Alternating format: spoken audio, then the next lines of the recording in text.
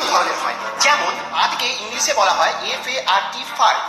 A for ফুসুকপাত বা ফুসপাত। ফুসপাদের কোনো শব্দ হয় না, এটি আমাদের পিছনে ফুটো দিয়ে ফুস করে বেরোয়। কিন্তু সাবধান, এই পাদের ভয়ঙ্কর দুর্গন্ধ হয়। এই পাদের গন্ধে তোমাদের নাকের চুল অব্দি পুড়ে যেতে পারে। আহা, পেয়ে দেখি আরাম। এ ফর আকস্মিক আওয়াজ পাদ। এইরকম পাদ আকস্মিক ভাবে ধরাম করে মানে শব্দের মাধ্যমে আমাদের পিছন দিয়ে বেরোয়। এইরকম পাদের বেশি গন্ধ হয় না ঠিকই, কিন্তু এইরকম পাদে এতই আকস্মিক হয় যে পাদে সেও বুঝতে পারে না আর আশেপাশের লোকেরা চমকে ওঠে। আহা, পেয়ে দেখি আরাম।